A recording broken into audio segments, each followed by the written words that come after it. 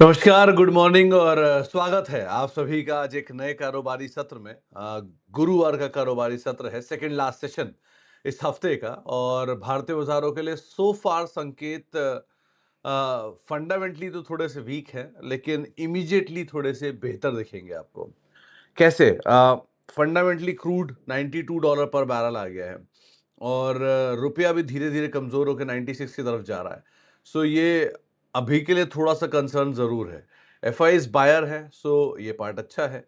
SGX Nifty तेज़ी में है, तो ये पार्ट एक और तरीके से अच्छा है। तो ये कुछ चीज़ें ठीक हैं, कुछ चीज़ें खराब है, तो दोनों का मिला-जुला इम्पैक्ट रहेगा। बाकी स्टॉक स्पेसिफिक स्टोरी, मार्केट ज़्यादा कामकाज करेगी। हो सकता है आज थोड़ा बहुत फार्मा में खरीदारी हो सकता है आज एचडीएफसी बैंक कमबैक करता हुआ दिखाई पड़े। तो इनके ऊपर इंडिविजुअली आपको नज़र रखनी होगी। ज़रा आंकड़ों के साथ शुरुआत करता हूं तो ज़्यादा बेहतर समझ में आएगा। कल के सत्र में एफआईज ने 407 करोड़ रुपए की आसपास की खरीदारी की थी। 407 करोड़ की खरीदारी थी एफआईज की। डीआईएस की 3,973 करोड़ रुपए के आसपास की खरीदारी होते हुए दिखाई पड़ी थी। एफआईज ने फ्यूचर में करीब 2,045 करोड़ रुपए के आसपास की बिकवाली करी थी और ऑप्शन में 20,233 करोड़ रुपए 223 करोड़ रुपए के आसपास की बिकवाली करी थी। So in total FIIs cash market में बायर रहे हैं, फ्यूचर में और ऑप्शन में सेलर रहे हैं और ये ट्रेंड अभी हाल फिलहाल में तो कंटिन्यू है। सो पॉजिटिव साइड पर ये संकेत एटलीस्ट आता हुआ दिखाई पड़ रहा है। डाउ 1/4% के आसपास की बढ़त के साथ बंद हुआ। नैस्डैक करीब फ्लैट टू पॉजिटिव टोन के साथ बंद हुआ। S&P 500 flat to positive tone के साथ बंद हुआ, यानी कि ये तीनों ही जोन में खरीदारी आते हुए दिखाई पड़ी। ब्रेंट क्रूड करीब $92 पर बैरल के आसपास की क्लोजिंग यहाँ पर आते हुए दिखाई पड़ रही है। सो ये पार्ट एक मतलब $92 पे कामकाज कर रहा है, ये थोड़ा सा कंसर्न है। Crude flat gold flat to positive है, रुपया 96 की तरफ जा रहा है। सो फार एसजेक्स निफ्टी करीब करीब 0.5% ऊपर है, यानी कि पॉजिटिव साइड पे संकेत एज ऑफ नाउ मार्केट के आते हुए दिखाई पड़ रहे हैं। एक अच्छी ओपनिंग बाजार में होते हुए दिखाई पड़ सकती है। ये 7:30 बजे तक का आंकड़ा था। अभी के लिए अगर आंकड़े की बात की जाए तो करीब करीब 0.60 144 अंकों की बढ़त एसजेक्स निफ्टी में सो फार देखने को मिल रही है, तो एक अच्छा साइन आपको यहां से आता हुआ दिखाई पड़ रहा है। खबरों पर आते हैं। सबसे पहले Aditya infotech CP plus board की तरफ से अप्रूवल आ गया है 1,000 करोड़ के क्यूआईपी को लेकर। फंड रेजिंग होगी क्यूआईपी के जरिए। हुंडई मोटर यहाँ पर ये व्हीकल्स के दाम बढ़ाएंगे 1% के आसपास अपने क्रॉस पोर्टफोलियो में सितंबर में, साइटिंग इनपुट दाम के बढ़ना, कमोडिटीज का बढ़ना प्लस फेस्टिव भी खड़ा होगा, तो दोनों का इम्पैक्ट यहाँ पर आता हुआ दिखाई पड़ जाएगा। सीजेल इंडिया कंपनी ने अपना एक fifth LOA letter of acceptance मिला है NH 913 से, फ्रंटियर हाईवे से 274 करोड़ रुपए का। अब इनके पास 5 एलओए हो चुके हैं लेटर ऑफ एक्सेप्टेंस 2,423 करोड़ रुपए के अरुणाचल प्रदेश में। BSc India future and option linked MSCI index के साथ लिंक करके फ्यूचर एंड ऑप्शन लॉन्च करेगा। ये बीएससी के लिए पॉजिटिव खबर है, आज हो सकता है अच्छा इंपैक्ट आता हुआ दिखाई पड़े। ग्रेविटा नहीं कहा गया, ग्रेविटा करीब 59,200 MTPA की कॉपर रिसाइकलिंग कैपेसिटी लगाएंगे और 64 करोड़ रुपए के आसपास से केपेक्स में। कॉपर के प्राइसेस ऑल टाइम हाई पर है, केपेक्स की खबरें आना शुरू हो गया है।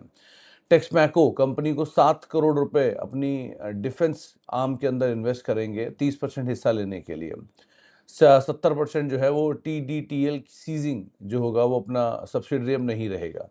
यूनाइटेड स्पिरिट्स एफएसएसएआई ने इनके जो सेल ऑफ बारामती यूनिट के ऊपर रोक लगाई थी उसको एफएसएसएआई ने रिवोक कर लिया है। सो पॉजिटिव है इनके लिए भी। एंड इसके अलावा HEG NCLT ने अप्रूव किया है डीमर्जर स्कीम को। HEG ग्रेफाइट लिमिटेड और भीलवाड़ा एनर्जी के साथ 1:1 रेशियो में शेयर होल्डर्स को शेयर मिलेंगे भीलवाड़ा एनर्जी के गोइंग फॉरवर्ड। सो पॉजिटिव है HEG के शेयर होल्डर्स के लिए भी। स्ट्राइड्स यूएस एफडीए से EIR मिला है बेंगलुरु फ्लैगशिप फैसिलिटी को। EIR यानी कि इस्टेब्लिशमेंट इंस्पेक्शन रिपोर्ट, मई 2026 में इनका इंस्पेक्शन जो है वो क्लोज हो गया है VAI voluntary action indicated status के साथ। 5 फॉर्म 483 कंपनी को मिले हैं और अब रीअफर्म कर रही है फैसिलिटी रेगुलेटरी कंप्लायंस को लेकर। ये रीअफर्म होता हुआ दिखाई पड़ रहा है। ये मई 2026 में इंस्पेक्शन हुआ था, अब रीअफर्म कर दिया गया है कामकाज इसका। इसके अलावा ईएमएस ये L1 बिडर के तौर पर है। 191 करोड़ रुपए का water tree infrastructure project Kota Rajasthan में इनको मिला है। अमृत को लेकर पॉजिटिव है। टीटागढ़ रेल यहाँ पर वेंडर स्टेटस अप्रूव किया गया है आईआरसीटीसी की तरफ से थर्ड फेज लोकोमोटिव ट्रैक्शन को प्रोजेक्ट को लेकर।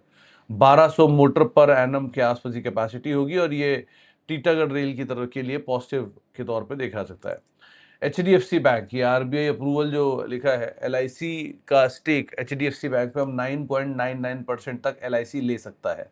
अभी 4.8 है, यानी कि एलआईसी अब 5% और स्टेक लेने के लिए एलिजिबल है एचडीएफसी बैंक में, वो बढ़ा सकता है।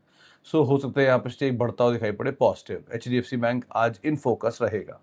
केफिन टेक जनरल अटलांटिक 8% हिस्सा बेचेगा ब्लॉक डील के जरिए आज।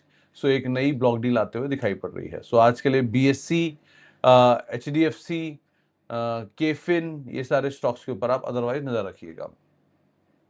रत्नावीर प्रिसीजन आज बोर्ड मीटिंग है फंड रेजिंग को लेकर, ध्यान रखिएगा। ऑलरेडी शेयर बढ़िया तेजी दिखा चुका है, अब फंड रेजिंग होने जा रही है।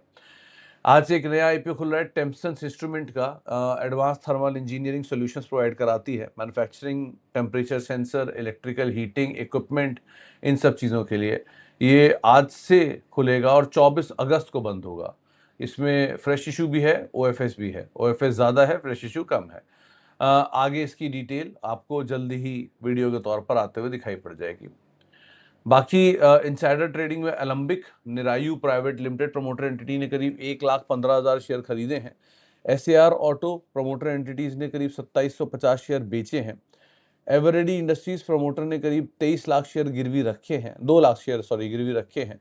आरती फार्मा प्रमोटर एंटिटीज ने करीब 15,000 शेयर बेचे हैं। अपोलो हॉस्पिटल प्रमोटर ने करीब 81,000 शेयर गिरवी रखे हैं। तो एलंबिक के अलावा बाकी सब में या तो बेचे गए हैं या सब में गिरवी रखे गए हैं। बाजार स्टाइल रिटेल प्रमोटर एंटिटी ने 1.5 लाख शेयर बेचे हैं। एनसीसी प्रमोटर ने करीब 2 लाख शेयर खरीदे हैं, पहले भी खरीद रहे थे, दोबारा खरीदारी शुरू हो गई है। इसके अलावा किलबर्न इंजीनियरिंग प्रमोटर ने 30,000 शेयर खरीदे हैं और दूसरी एंटिटी ने 20,000 शेयर खरीदे हैं, यानी कि कुल 50,000 शेयर प्रमोटर एंटिटीज खरीदते हुए दिखाई पड़े हैं किलबर्न इंजीनियरिंग के अंदर। तो ये अनदर बाय साइड पर स्टोरी डेवलप हो रही है। Technocraft industries from short term ASM में इसको शामिल कर लिया गया है। वेदांत फैशन, शिवालिक बायोमेटल कंट्रोल और शिल्पा मेडिकेयर, इनको एएसएम फ्रेमवर्क से बाहर कर दिया गया है। तो ये कुछ एएसएम में बदलाव जो होते हुए दिखाई पड़ रहे हैं।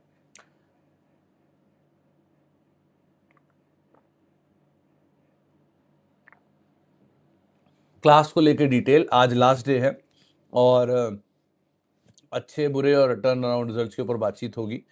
ये 21 से लेकर 23 अगस्त यानी कल से लेकर 3 दिन तक क्लासेस चलेंगे। आज इसमें रजिस्ट्रेशन का लास्ट डे है, जो रजिस्टर करना चाहते हैं उनके लिए। और बाकी ये डिस्क्लेमर जिसके ऊपर हम आगे बातचीत करते रहते हैं आमतौर पे, और आगे भी बातचीत करते रहेंगे। तो आज के लिए इन टोटल क्रूड की बढ़ने वाले शेयरों में थोड़ा बहुत इम्पैक्ट होगा। आज के लिए आप बीएससी में पॉजिटिव इम्पैक्ट आता हुआ देखेंगे। आज एचडीएफसी बैंक में पॉजिटिव रिस्पाइट आता हुआ दिखाई पड़ सकता है। बाकी केफिन टेक में ब्लॉक डील है, सो ब्लॉक डील का इम्पैक्ट रहेगा। बाकी ऑर्डर वाली खबरों में थोड़ा बहुत इम्पैक्ट रहेगा। कल एक खबर मॉडर्ना को लेकर आई थी यूएस में, जहां इन्होंने कैंसर का एक ट्रायल जो है वो पूरा किया है और पॉजिटिव ट्रायल है, जिसके बाद शेयर 150% चला था मॉडर्ना का। इंडियन कंटेक्स्ट में अगर बात की जाए तो कुछ कंपनियां हैं जो जो उसमें काम काज कर रही हैं, जैसे जाइडस है, जो प्रॉक्सी मॉडर्ना माना जा सकता है, या सिंजिन भी, इवन सिंजिन, एंथम बायो, ये सब भी काम काज कर रहे हैं इससे रिलेटेड। तो इन सब के ऊपर भी शायद आज थोड़ी बहुत हलचल होते हुए दिखाई पड़ेगी। तो यहाँ पर भी आपको नज़र बना के रखनी होगी। तो ये कुछ डॉक्टर रेड्डी भी, इवन डॉक्टर रेड्डी, एक्युम ड्रग,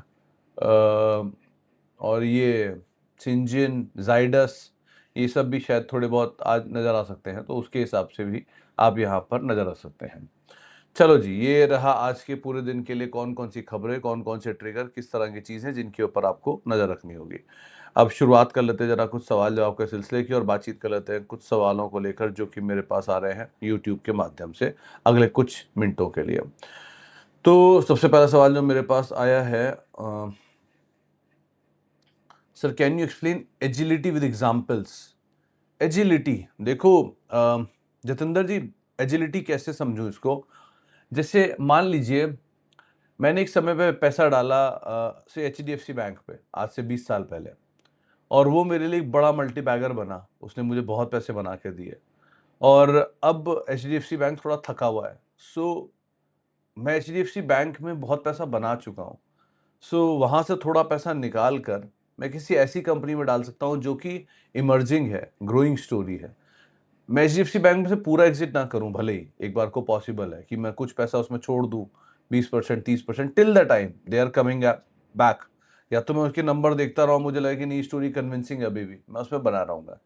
अगर मुझे लग रहा है कि मेरी स्टोरी कन्विंसिंग नहीं है, तो मैं, हो सकता है, थोड़ा लॉस मेकिंग कंपनी में पैसा डाल दूं, आइडिया ये फोर्ज, जो कि मुझे नहीं समझ में आ रही, वो लॉस मेकिंग है, लेकिन फिर भी मैं उसमें पैसा डाल रहा हूं, क्योंकि वहां पर हो सकता है मैनेजमेंट गोइंग फॉरवर्ड नंबर्स को ठीक कर दे, वहाँ साइन दिख रहे हैं चीज़ों को बेटर करने के।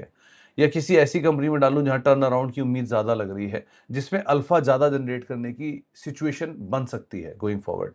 मतलब वो कंपनी अभी उसमें शायद उतना दम ना दिखे, लेकिन आने वाले समय में वो अच्छा वैल्यू जनरेटर मेरे लिए रहे।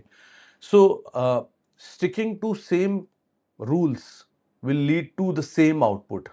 यानी कि आप जो काम रोज़ कर रहे हो, वो काम अगर करते रहोगे तो सेम ही आउटपुट आएगा। ऑर्डिनरी से एक्स्ट्रा ऑर्डिनरी आउटपुट लाने के लिए आपको थोड़ा-सा एक्स्ट्रा काम करना पड़ेगा। वो एक्स्ट्रा काम करने को एजिलिटी आप कह सकते हो, कि वहाँ पर थोड़ी-सी अपने आप को फ्लेक्सिबल रखिए कि आप ये काम करने के लिए भी तैयार रहिए। जैसे जो बाकी फ्लेक्सी कैप फंड कर रहे हैं, जो कल बात हो रही थी कि पराग पारिक फ्लेक्सी कैप में वो तरह की वो एजिलिटी अभी नहीं है, उनको लाना पड़ेगा। वो सेम स्टिक कर रहे हैं, 50% उनके पास मेजर मेजर होल्डिंग कंपनीज है जो कि स्लो है सारी की सारी, ITC, HDFC, power grid etcetera. So आप इनको रखने में प्रॉब्लम नहीं है, आप 50% इनमें बने हो, बने रहो, लेकिन बाकी 25% के अंदर एटलीस्ट थोड़ा सा रिस्क लो, थोड़ी सी वो कंपनियां यूज करो जिनमें फायर है, सो एटलीस्ट आपका अल्फा ज़्यादा जनरेट हो जाए।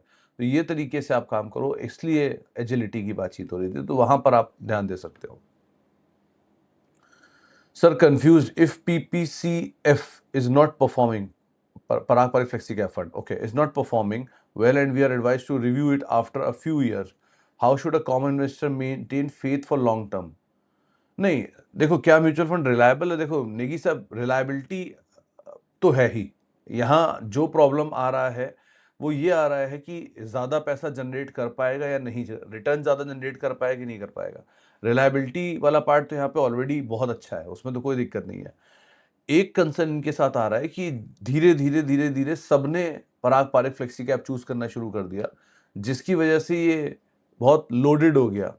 अब आप खुद समझो, अगर आपको मोहल्ले का हर आदमी पैसा दे इस भरोसे पे कि आप उसे मैनेज करो, तो एक समय तक तो आप मैनेज करते रहोगे, लेकिन जैसे धीरे-धीरे वो बात पूरे शहर में फैलेगी, आपकी आपके पास मैनेज करने के लिए फंड बहुत बड़ा हो जाएगा। अब आपके पास आइडियाज़ ज़्यादा होंगे या नहीं होंगे? कि जो आइडियाज़ पे आपने पहले पैसा डाला था, वो तो सब भाग गए। अब नए आइडियाज़ जो है, वो आपको मिलेंगे नहीं, तो आप पार्क करोगे पैसा उन जगहों पे जो कि स्टेबल शेयर्स हैं, ताकि पैसा डूबे ना एटलीस्ट। सो आपने भी वही करा, जो पराग पारिक फ्लेक्सी कैप ने करा, कि उन्होंने भी पैसा पार्क किया वहाँ पर जहाँ पर पैसा डूब नहीं रहा है। लेकिन वहाँ से अल्फ़ा उतना जनरेट नहीं हो पाएगा जितना पहले आप जनरेट करते चले आ रहे थे। सो जो पहले उन्होंने अल्फ़ा जनरेट किया, यानी रिटर्न जनरेट कर रहे थे, वो रिटर्न अब उतना नहीं जनरेट हो पा रहा, क्योंकि अब उनके पास साइज़ बहुत बड़ा हो गया है। 1,40,000 करोड़ का एयूएम मैनेज करना है। सो इसके 2 इम्पैक्ट होंगे। गोइंग फॉरवर्ड, या तो उनका एयूएम का नंबर नीचे आ जाएगा, जब रिटर्न नहीं जनरेट होगा तो लोग अपने आप भाग जाएँगे, एक पार्ट। दूसरा, वो धीरे-धीरे, धीरे-धीरे पैसे का ऑप्टिमम यूटिलाइज़ेशन फिर से शुरू करेंगे नए आइडियाज़ के साथ। वो नए आइडियाज़ में पैसा डालेंगे, थोड़ा-थोड़ा रिस्क लेंगे, चीज़ें बेटर हो जाएँगी। सो ये दोनों समय के साथ होगा, अभी नहीं हो रहा, कुछ समय बाद होगा। सो अभी के लिए जस्ट वेट एंड वॉच, एक पार्ट। लेट देम सी, अभी आपका रिव्यू चल ही रहा है ना, अभी 3 साल तो पूरे हुए नहीं, रिव्यू करने दो, 3-4 साल होने दो। और अगर नहीं समझ में आएगा तो आपके पास ऐसा नहीं होगा कि पैसा ज़ीरो हो जाएगा, बस लेस रिटर्न के साथ आप ग्रो कर रहे होंगे। वो लेस रिटर्न वाले पार्ट को आप निकल के, आप धीमे-धीमे यहाँ से निकल सकते हो। तो ये एक बार को आप करो, और अभी के लिए आराम से शांति से बैठो, ऐसा कोई दिक्कत वाली बात नहीं है, and let Parag Pareek also take a decision ना। मतलब मैंने एक छोटी-सी सीमित जानकारी में आपके सामने बात रखी है। अब आगे वो बहुत बड़े हैं, 1,40,000 करोड़ का फंड मैनेज कर रहे हैं, बहुत ज़्यादा उनके पास जानकारी है मुझसे। सो 100% कोई ना कोई सोल्यूशन निकाल ही लेंगे, देखते हैं आगे क्या होता है वहाँ से। Sir I have LIC but it terminated 2 years ago, now I want to continue it और invest same amount in mutual fund. नहीं तो एक सेकंड, LIC का काम सर अल्फा जनरेट करना नहीं होता है। LIC का काम होता है आपको इंश्योरेंस देना। दोनों को मिक्स मत करो। इंश्योरेंस का अपना काम है, इन्वेस्टमेंट का अपना काम है। इंश्योरेंस का काम है आपको प्रोटेक्ट, आपके घर वालों को प्रोटेक्ट करना, आपकी लाइफ को प्रोटेक्ट करना आपके बाद, ठीक। सो आपके पास एक इंश्योरेंस होना जरूरी है। आपका LIC एक्सपायर हो गया इसका मतलब ये नहीं है मैच्योर हो गया या आपके पास इंश्योरेंस पॉलिसी नहीं है और आप उस पैसे को म्यूचुअल फंड में डाल दो, सेम पर्पस होगा, नहीं। LIC आपका पैसा सिक्योर कर रहा है आपकी लाइफ के तौर पर, तो एक इंश्योरेंस तो होना जरूरी है। LIC का हो किसी का भी हो, लेकिन इंश्योरेंस तो होना जरूरी है। वो एक पार्ट है। उसके बाद दूसरा पार्ट आता है कि जो पैसे आप वहां से बचाओगे वो म्यूचुअल फंड में डालोगे। सो इन दोनों को मिक्स मत करो। आप आराम आराम से दोनों को अलग अलग करके रखिए, वो ज़्यादा बेटर है। सो ऐसे मत करिए। आप अपना इंश्योरेंस पहले लीजिए, फिर जब आपके पास इंश्योरेंस आ जाए और कुछ पैसे बचे, उस पैसे को आप इन्वेस्टमेंट में डालिए। ये दोनों को मिक्स करने की ज़रूरत नहीं है। सर आपकी loan against SIP against loan वाली ऐसे जो स्टैट्रिक है वो एक्चुअली वर्क करती है, मैंने टेस्टिंग की है। 2 साल पहले कहाँ चला गया, 2 साल पहले एक्चुअली कहाँ गया 2 साल पहले मोबाइल लिया था, उसके अगेंस्ट एसआईपी चालू किया था just to check how it works. आज मोबाइल फ्री हो गया है। सर मोबाइल तो बहुत छोटी चीज़ थी जिसके लिए आपने ये एसआईपी शुरू किया, लेकिन एक्चुअल में घर में ये, क्योंकि यहाँ आपने बहुत छोटा रिस्क मतलब छोटा टेस्ट लिया है। आप समझ रहे हो, आपने सिर्फ 2 साल में टेस्ट किया है। 20 साल का लोन होता है। आपको अंदाजा नहीं है कि हाउ टाइम वर्क्स। यहाँ beauty is time, it is not about return. आप समझो, अगर रोज भी आप अपनी 100 ग्राम अपना वजन कम कर रहे हो, 100 ग्राम खाली, या चलो 100 ग्राम भी छोड़ दो, 50 ग्राम भी कम कर रहे हो रोज, तो यहाँ रोज का खेल है। आप रोज 1 रुपया सेव करो और उसको अगले दिन डबल कर लो। आप अंदाजा नहीं कि 3 साल या 5 साल या 10 साल बाद आप कहाँ जाके खड़े हो जाओगे। सो छोटे छोटे से चेंजेस होते हैं जो रोज हम करें। वो छोटे छोटे से चेंजेस रोज में पता नहीं चलते हैं, लेकिन टाइम के बाद पता चलते हैं। सो यहाँ time is important, value of time is very very important. तो ये एक्चुअल में काम करेगा, बट आप इसको 2-4 दिन में या 2-4 साल में समझ में नहीं आएगा। ये समझ में आएगा जब आप 5 साल 7 साल बिता लोगे तब। उसके बाद समझ में आएगा ये कितनी तेजी से काम कर रहा है। तो थोड़ा सा एटलीस्ट उसका ट्राई करो, ज़्यादा बेटर है ड्यूरेशन देके। सर KEI के 70 शेयर हैं, 4400 रुपये लॉन्ग टर्म में क्या कंसीडरिंग।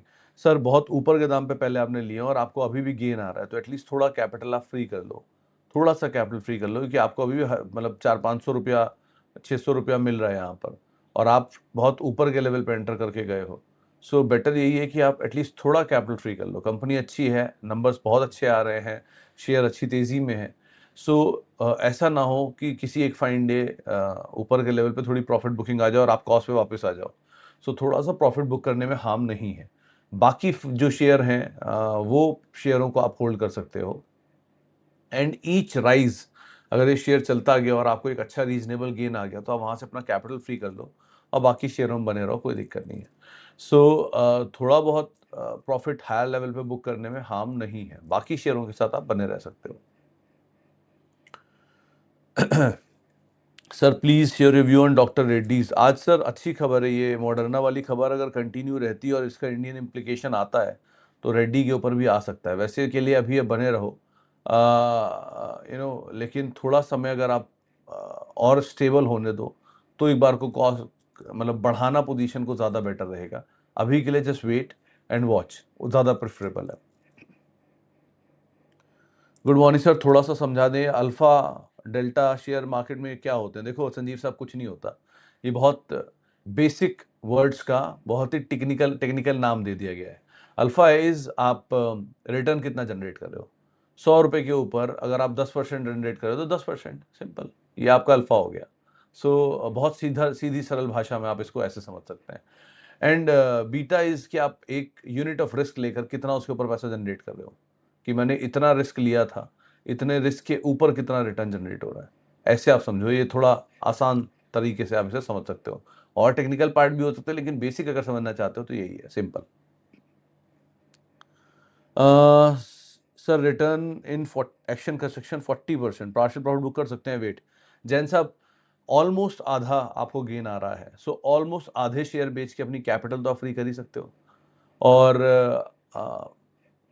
बाकी बचा हुआ आप होल्ड कर सकते हो। सो रिस्क लिमिटेड हो जाएगा और चीज़ें थोड़ी सी बेहतर हो जाएंगी, सो उसके हिसाब से काम करना। सर कंसो बैलेंस शीट देखूँ कि स्टैंड अलोन? कंसो, जहाँ जहाँ कंसो है वहाँ पर कंसो, और जहाँ कंसो नहीं देखा, मतलब जहाँ कंसो अवेलेबल नहीं है वहाँ पर स्टैंड अलोन। कंसोलिडेटेड को ज़्यादा बेटर होता है देखना हमेशा, अगर वहाँ नहीं है तो स्टैंड अलोन आप देखेंगे। चलो जी, बाकी बातचीत आप लोगों से होगी अब शाम को 5:30 बजे। कोई भी निवेश कर रहे हैं तो अपने वित्तीय सलाहकार की राय लेकर निवेश करिएगा, चाहे यहाँ सुनकर, स्मॉल कैप में सुनकर, माइक्रो कैप में सुनकर, म्यूचुअल फंड में सुनकर, मेरी कहीं भी शक्ल देखकर निवेश कर रहे हैं। सो पहले अपने वित्तीय सलाहकार की राय लीजिए और उसके बाद आप निवेश करिए, वो ज़्यादा बेटर रहेगा। और बाकी आप लोगों से मुलाकात होगी शाम को 5:30 बजे। आज आप लोगों का एक स्मॉल कैप का रिव्यू आएगा, आप लोग चाहे तो देख सकते हैं, कई बार उसके सवाल भी आते रहते हैं और ये कंपनी चली भी है लो लेवल से, सो आप लोग वहाँ सुन सकते हैं, आप लोगों को काफ़ी हेल्प मिलेगा। बाकी मिलते हैं शाम को, फिलहाल इतना ही, नमस्कार।